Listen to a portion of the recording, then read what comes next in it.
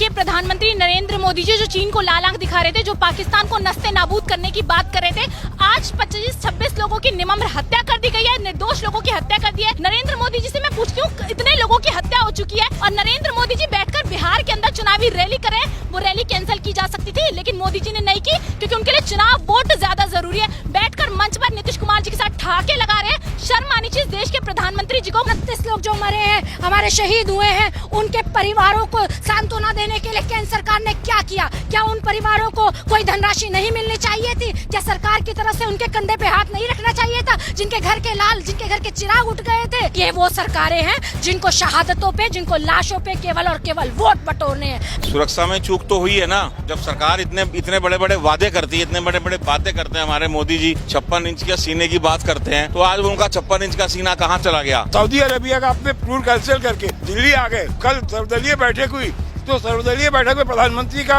अनुपस्थिति बहुत सारे सवाल खड़े करते हैं। क्रोनोलॉजी समझिए, पुलवामा हमला कब होता है? जब 2019 में लोकसभा चुनाव से ठीक एक महीना पहले। आज देश के अंदर आप देखिए, संविधान के मुद्दे पर बीजेपी गिर रही है, सुप्रीम कोर्ट से इनका टकराव है, जातीय जनगणना पर टकराव है। ऐसे समय में पहलगाम हमला एक सवाल का विषय है। नमस्कार, बहुत स्वागत है आप सभी का। कश्मीर के पहलगाम में जिस तरह से आतंकी हमला हुआ, इस घटना ने पूरे देश को झकझोर कर रख दिया है। सभी की आंखें नम है, लेकिन गुस्सा भी है और गुस्से के साथ सरकार से सवाल भी हैं कि आखिर सुरक्षा में इतनी बड़ी चूक कैसे हुई? पाकिस्तान के आतंकियों में इतनी हिम्मत कहां से आई कि वो पहलगाम में घुस जाएं और भारत के 28 नागरिकों को निशाना बनाएं? इस पूरे मामले को लेकर यूथ कांग्रेस सड़कों पर है। सरकार से सवाल जवाब भी हो रहे हैं, साथ ही सेना का समर्थन भी है कि जवाबी कार्रवाई की जाए। तिरंगा यात्रा यूथ कांग्रेस निकाल रही है, बहुत सारे लोग यहाँ पर शामिल हैं। इनसे बातचीत करेंगे, इनके क्या मुद्दे हैं ये समझते हैं, और सरकार से जो इनके सवाल है ये जानने और समझने की कोशिश कर रहे हैं। बहुत सारे लोग इस यात्रा का हिस्सा बन रहे हैं। ये बताइए, ये जो आतंकी हमला हुआ पहलगाम का, पूरे देश को इसने झकझोर कर रख दिया है, लेकिन सवाल भी कई तरह के हैं। कल ऑल पार्टी मीटिंग हुई, उसमें ये कहा गया कि कहीं ना कहीं सुरक्षा में चूक हुई है। इस पर क्या कहना आपका? सुरक्षा में चूक तो हुई है ना, जब सरकार इतने बड़े बड़े वादे करती है, इतने बड़े बड़े बातें करते हैं। हमारे मोदी जी 56 इंच के सीने की बात करते हैं, तो आज उनका 56 इंच का सीना कहाँ चला गया? कल की बैठक में उन्होंने स्वीकार कर लिया ना, अमित शाह जी ने अपनी गलती को स्वीकार किया है, किरण रिजिजू जी ने कहा है कि हाँ चूक हुई है। तो ये चूक हुई क्यों? जहाँ 2000-2500 सैलानी रोज आ रहा है और वो सेंसिटिव एरिया है, वहाँ पे एक पुलिस का, एक मतलब सेना आर्मी तो छोड़ दीजिए, एक पुलिस भी नहीं है वहाँ पे। तो ये कहीं ना कहीं तो लूज पॉइंट है ना। हम ये देश की जनता ये पूछना चाह रही है मोदी जी से कि आपकी ईडी, सीबीआई, इंटेलिजेंस ये सब कहाँ चली गई थी? सब फेलियर है। आप सिर्फ बातें करते हैं बड़ी बड़ी, सिवाय बातों के अलावा बातों से काम नहीं चलता साहब। पूरा देश आज आपके साथ खड़ा है। अमित शाह जी कहते थे कि धारा 370 खत्म होने से कश्मीर में आतंकियों की कमर टूट गई है, हमने आतंकवाद को खत्म कर दिया है। पहले आए दिन हमले होते थे, अब नहीं होते हैं। नहीं, 370 के बाद तो ज्यादा हमले होते हैं। ये तो सिर्फ कहने की बात है कि 370 हटने के बाद हमले कम हो गए। कहाँ हमले कम हो गए बताओ? अरे कुछ तो हमले दिखाए जाते हैं और कुछ छुपाए जाते हैं और कुछ बताए नहीं जाते हैं।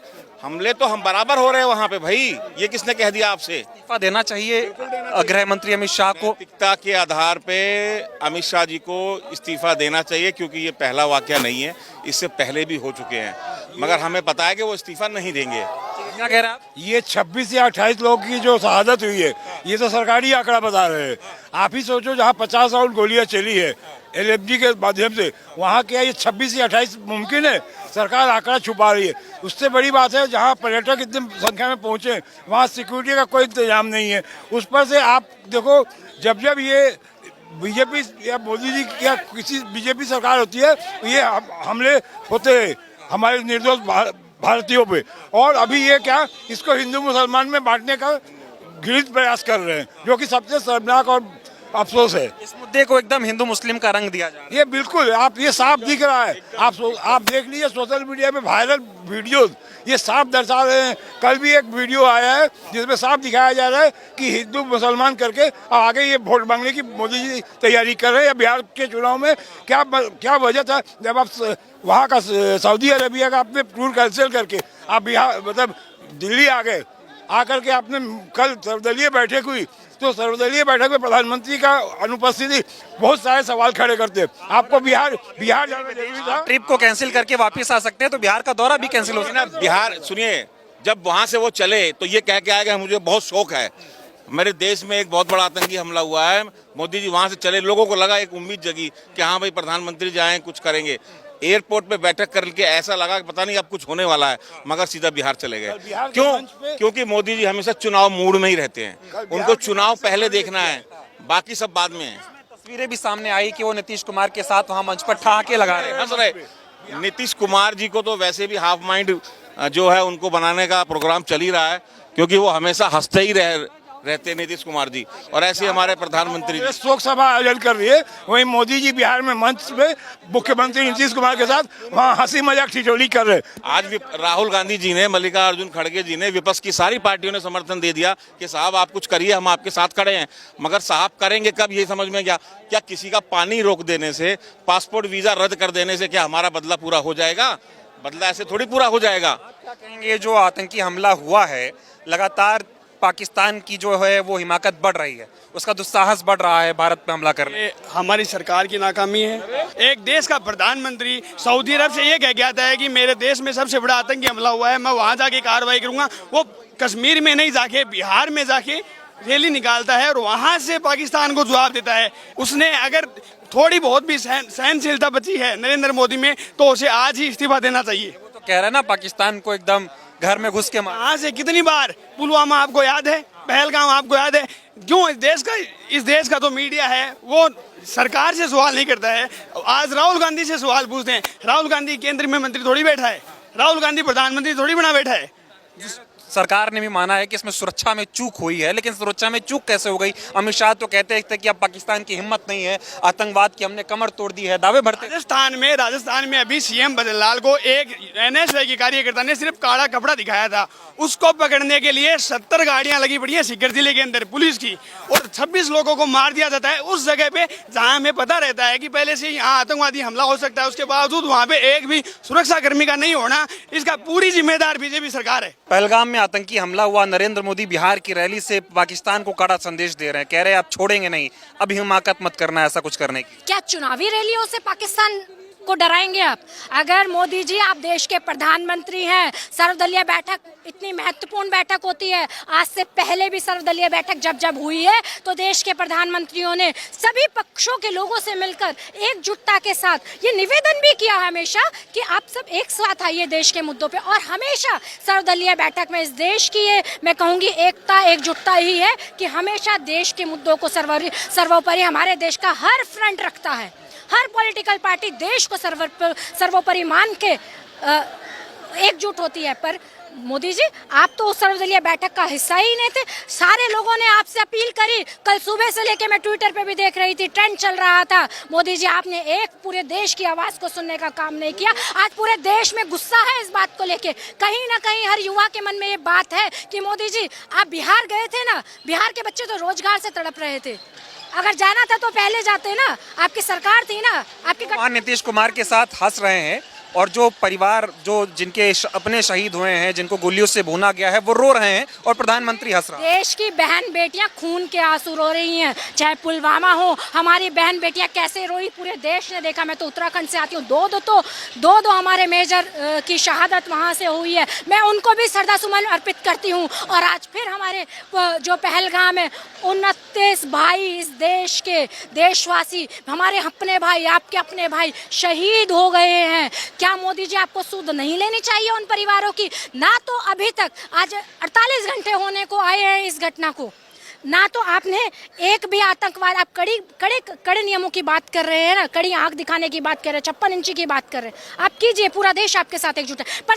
जवाब भी दीजिए। आज इतने घंटों के बाद भी कितने आतंकवादी पकड़े गए, आप जवाब दीजिए। आप जवाब दीजिए कि 29 लोग जो मरे हैं, हमारे शहीद हुए हैं, उनके परिवारों को सांत्वना देने के लिए केंद्र सरकार ने क्या किया? क्या उन परिवारों को कोई धनराशि नहीं मिलनी चाहिए थी? क्या सरकार की तरफ से उनके कंधे पे हाथ नहीं रखना चाहिए था? जिनके घर के लाल, जिनके घर के चिराग उठ गए थे, जो जिनके खाने कमाने वाले शहीद हो गए। ना को जो हिंदू मुस्लिम का रंग दिया जा रहा है, कह रहे भाई धर्म पूछा जाति नहीं। बात से देखो, ये वो सरकारें हैं जिनको शहादतों पे, जिनको लाशों पे केवल और केवल वोट बटोरने हैं। मैं धिक्कार करती हूँ मोदी जी, अभी भी शर्म, ये जो हमारे देश के शहीद हैं ना, इनकी शहादतें आपको लताड़ती हैं।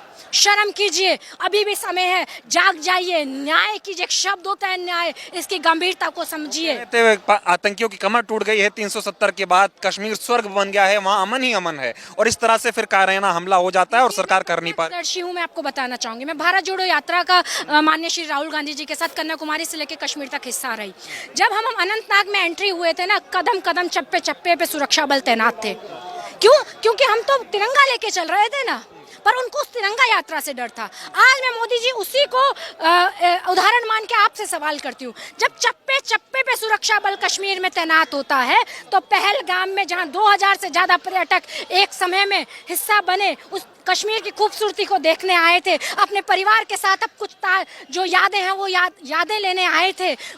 कश्मीर के लोगों के लिए भी कुछ अच्छा होता। जब लोग आते हैं, पर्यटक आते हैं, उत्तराखंड से आती हूँ, समझती हूँ, बहुत सारे क्षेत्र ऐसे होते हैं जो पर्यटकों तो पे ही अधीन होते हैं। पे सिर्फ और सिर्फ राजनीति करने की कोशिश हो रही है। देखिए, मोदी जी का ये पिछले 15 साल होने को आए हैं। मोदी जी का सिर्फ ये काम है, मैंने कहा ना, वो लाशों पे, वो शहादतों पे, वो धर्म पे केवल राजनीति करते हैं। उनको जब जब जिम्मेदारी लेने की बात होती है, वो मौन हो जाते हैं और देश के साथ धोखा, अन्याय ही उनको हाथ पड़ता है। जिन्होंने बहुत प्यार से झोली भर भर वोट मोदी जी और मोदी जी के सरकार के लोगों को दिए थे, जब उनको देने की कुछ बात आती है, जब उनके कंधे पे हाथ रखने की बात आती है, तो मोदी जी के हाथ ठन ठन गोपाल हो जाते हैं। ये दुर्भाग्य है इस देश का। पहलगाम में इतना बड़ा आतंकी हमला हुआ, नरेंद्र मोदी जी को देश की इतनी चिंता है कि वो विदेश का दौरा छोड़ के सीधा बिहार आए और बिहार से पाकिस्तान को लाल आंख दिखाई उन्होंने। देखिए, आज के समय देश को सीमा पार से जितना खतरा है, उतना ही सीमा पार के अंदर से है, क्योंकि कुछ छद्म रूप से आतंकवादियों की भाषा बोलने वाले, विडंबना कहिए, शर्म की बात है कि भारत में मौजूद हैं। इस बार आतंकवादियों ने जिस तरह हमला किया और धर्म पूछ के मारा, भारतीय जनता पार्टी और उसके कुछ गुर्गे जो आतंकवादियों की भाषा बोल रहे हैं, बड़ी शर्म की बात है। आज पूरे देश में यह प्रचारित किया जा रहा है कि धर्म पूछ के मारा गया। मैं भारतीय जनता पार्टी और ऐसे गद्दारों से ये कहना चाहूँगा कि जो पार्टी जाति देखकर उनके मुंह पे पेशाब करती है, जो पार्टी जाति देकर गाय के नाम पर हत्या करती है, सैकड़ों दलितों की हत्या इस भारतीय जनता पार्टी के लोगों ने की है। भारतीय जनता पार्टी जाति देख के, उसके कुछ नेता बलात्कार में शामिल हैं, तो जाति और धर्म के नाम पर बांटने वाले नरेंद्र दामोदर दास मोदी और अमित शाह, उनसे सीधा सवाल है कि पुलवामा के बाद ये पहलगाम हमला क्यों हुआ? आपने कहा कि नोटबंदी के बाद आतंकवाद खत्म हो जाएगा, 370 हटने के बाद आतंकवाद खत्म हो जाएगा, लेकिन इन्होंने देश के साथ गद्दारी की है। सिर्फ देश के अंदर इकलौता एक शख्स था जिसने इसके ऊपर सरकार को बहुत पहले चेताया था, वो थे LOP श्री राहुल गांधी। उन्होंने नोटबंदी के वक्त भी बोला और पुलवामा के हमले की भी वक्त बोला कि देश की आज जिस तरह से चल रहा है, चाहे इंटेलिजेंस हो, चाहे सेना में कटौती हो, उसके ऊपर सिर्फ राहुल जी ने बहुत चाह रहा हूँ कि इस देश में अगर आतंकी हमला हुआ है तो पूरे देश के लिए दुख की बात है।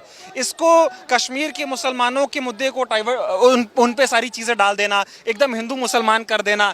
जो शहीद हुए थे उनकी चिताओं को आग भी नहीं दी गई थी, उससे पहले ही जो बीजेपी के गिद्ध हैं उन्होंने राजनीति शुरू कर दी। देखिए, ये अमित शाह बोलते हैं ना क्रोनोलॉजी, तो उसी तरह क्रोनोलॉजी समझिए। पुलवामा हमला कब होता है? जब 2019 में लोकसभा चुनाव से ठीक 1 महीना पहले, तो उस समय देश के मुद्दों को गौण करके बिल्कुल जीरो करके ये चुनाव जीतते हैं। आज देश के अंदर आप देखिए, संविधान के मुद्दे पर बीजेपी गिर रही है, सुप्रीम कोर्ट से इनका टकराव है, जातीय जनगणना पर टकराव है। ऐसे समय में पहलगाम हमला एक सवाल का विषय है। क्यों 2000 से ज्यादा पर्यटकों की सुरक्षा नहीं की गई? सेना में 1 लाख से ज्यादा पद खाली हैं, उसके लिए कौन जिम्मेदार है? हमें लगता है कि ये हमला एक साजिश के तहत हुआ है, और जिस तरह हमले की रूपरेखा और हमले के बाद जिस तरह से एक प्रोपेगेंडा सोशल मीडिया पे चलाया जा रहा है, कहीं ना कहीं भारतीय जनता पार्टी को जवाब देना पड़ेगा। और देश की हर जनता जानती है कि इस तरह की हरकतें कौन कर सकता है। अमित शाह तो कहते थे कमर टूट गई है, पाकिस्तान की अब हिम्मत नहीं है, आतंकवाद का खात्मा हो चुका है, कश्मीर स्वर्ग बन गया फिर से। देखिए, बिना बुलाए आम खाने जाने वाले पार्टी के ये लोग भाजपाई, इनके तो इतिहास उठाएंगे तो इनके तो खून में गद्दारी है। अमित शाह सीधा जवाब दे कि इसका जिम्मेदार कौन है। 3 लोग जिम्मेदार है, चाहे अमित शाह हो, देश के प्रधानमंत्री और राष्ट्रीय सुरक्षाकार अजीत डोभाल, इन तीनों की जिम्मेदारी है कि वो बताए देश को कि हमला कैसे हुआ। जो आतंकी हमला हुआ उसके बाद इस मुद्दे पर जिस तरह से हिंदू मुस्लिम की राजनीति होना, प्रधानमंत्री बिहार में रैली कर रहे हैं, ठहाके लगा रहे हैं, क्या कहेंगे?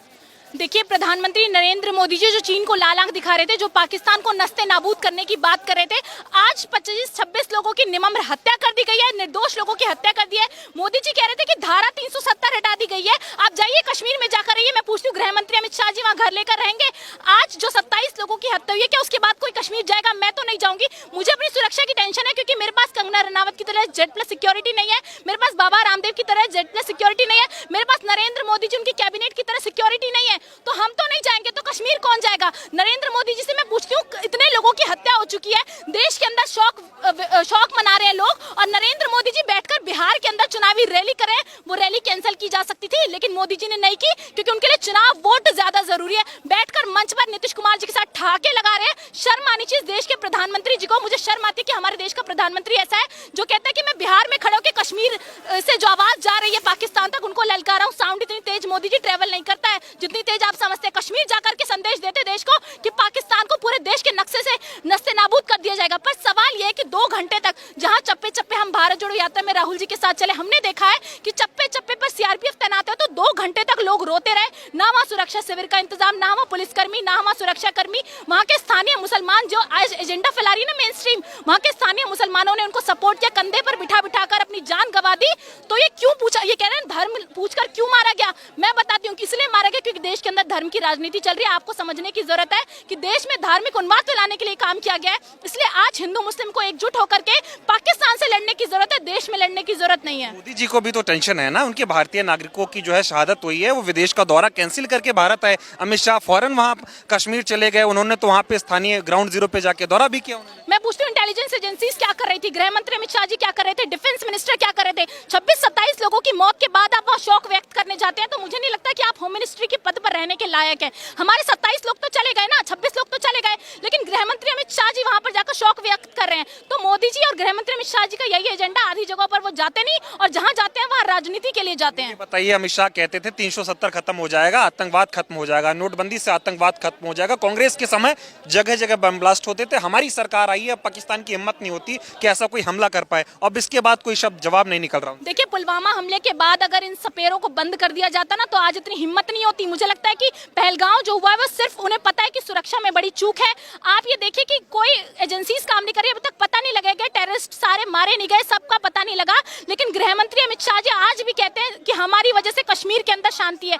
जिस शांति अमन चैन की आप बात कर रहे थे ना, उस कश्मीर में आज के बाद कोई पर्यटक नहीं जाएगा, वहाँ लोगों का बिजनेस ठप हो जाएगा, वहाँ के लोग क्या काम करेंगे? तो कश्मीर एक सबसे सेंसिटिव जगह है जहाँ पर पुलिस बल ना मौजूद होना सबसे बड़ा फेलियर है सरकार। शाह की विफलता मान रही हैं आप जो हुआ? बिल्कुल, होम मिनिस्ट्री रिस्पॉन्सिबल है इसके लिए। आज किरण रिजिजू रिस्पॉन्सिबिलिटी ले रहे हैं, पर 27 लोगों की जिनकी मौतें हो गई, उनके परिवार के प्रति संवेदना कहाँ है? आप रैली में बिजी है ना, वो हिंदू थे, सरकार कह रही है, बीजेपी वाले कह रहे हैं कि हम बदला लेंगे। अगर वो हिंदू थे तो वो हिंदू बचने चाहिए थे। आप कहते हैं ना कि देश में हिंदू खतरे में है, तो वो 27-26 हिंदू क्यों नहीं बचाएगा नरेंद्र मोदी जी से? उनके मरने के बाद आप क्यों शौक व्यक्त कर रहे हैं? आप ये बताइए कि आपकी पुलिस कहाँ थी, आपकी होम मिनिस्ट्री, पूरी डिफेंस मिनिस्ट्री कहाँ थी उस वक्त जब ये सब हो रहा था? 2 घंटे तक लोग चिल्लाते रहे, रोते रहे। लोग कह रहे हैं कि मोदी जी को राजनीति ज्यादा प्यारी है, देशवासी कम प्यारे हैं। पुलवामा हुआ, वोट मांगा उन्होंने। अब पहलगाम हुआ, वो बिहार की रैली से जाके वहां संबोधित कर रहे हैं, वो कश्मीर जाके भी संबोधित कर सकते थे, दिल्ली से भी कर सकते थे। देखिए, मोदी जी को राजनीति ज्यादा जरूरी है। अगर वो बिहार की रैली कैंसिल कर देते, दिल्ली से खड़े होकर भी बोल देते ना कि पाकिस्तान को नक्शे से हटा दिया जाएगा, पाकिस्तान के साथ ये कर दिया जाएगा, लेकिन मोदी जी के लिए रैली, राजनीति, वोट ये सबसे ऊपर है। इसके लिए मोदी जी किसी भी हद तक जा सकते हैं, उनको कोई संवेदना शौक नहीं है। अगर होती तो आज वो इस पर ध्यान दे रहे। ये सरकार की क्या जिम्मेदारी है? अमित शाह कहते थे कमर तोड़ दी हमने आतंकियों की। सरकार की जिम्मेवारी बनती है कि जो आतंकवादी है उनको जल्द से जल्द सजा दे, और इनकी जो बनती जिम्मेवारी है उनसे भाग रहे हैं। ये बताए, ये सरकार क्यों नहीं बताती कि मोदी जी का दौरा क्यों रद्द हो गया? 2 दिन से अमित शाह वहाँ क्या कर रहे हैं? वहाँ घूमने गए हैं क्या? 2 दिन से कोई कार्रवाई नहीं हुई। आप देखिए, आज पूरा देश दुख में है, दर्द में है। उन मंत्री ने बिहार की रैली से पाकिस्तान को चेतावनी दी है ना भाई कि छोड़ेंगे नहीं हम। वो तो चुनावी एक स्टंट था, वो चुनावी स्टंट था। आपने देखा, पूरे देश ने देखा कैसे हंस रहे थे उनके साथ। वहाँ के मुख्यमंत्री नीतीश जी के साथ कैसे हंस रहे थे, वहाँ हंस हंस के बातें कर रहे थे। अगर उनको वाकई में दर्द होता तो वो दर्द आता। और वो देखिए दर्द हमारे नेता राहुल गांधी जी को है। राहुल गांधी जी अमेरिका का दौरा छोड़ के भारत आए और आज जम्मू कश्मीर में पहुंच चुके हैं। इधर भी कुछ लोग हैं, कोशिश करते हैं इनसे बातचीत करने की, किस तरह की नारेबाजी यहाँ पर हो रही है, क्या कुछ कहना चाह रहे हैं लोग इधर। क्या कहना चाहेंगे, क्या कह रहे हैं? ये लोग भड़काऊ बयान दे रहे हैं, यहाँ पे शांतिपूर्वक प्रदर्शन हो रहा है, फिर भी आप अगर मोदी जी के बारे में बात कर रहे हो, जय श्री राम के नारे लगा रहे हो, ये आज माहौल नहीं है। माहौल आज बहुत गंभीर माहौल है। हमें यहाँ पे बैठ के चर्चा करनी चाहिए कि भैया किस तरह देश में माहौल सुधारा जाए, ना कि आप माहौल बिगाड़ रहे हैं। तिरंगा यात्रा निकल रही है, आप तिरंगा का अपमान कर रहे हो, गलत बात है। ये बताइए, जो कुछ हुआ जिम्मेदारी लेनी नहीं चाहिए गृह मंत्री अमित शाह? जिम्मेदारी लेनी चाहिए। आप मुझे एक बात बताइए, जब पुलवामा में हमले होते हैं, उसके बाद अब चुनाव होते हैं, आप कहते हैं कि पुलवामा के शहीदों को आप श्रद्धांजलि दोगे अगर आप भाजपा को वोट करोगे, तो आप श्रेय लेते हो। तो आज जब कुछ गलत हुआ तो उसकी आप जिम्मेदारी भी लो, सीधी सी बात है। कह रहे हैं ना बिहार की रैली से जिम्मेदारी ले रहे हैं वो।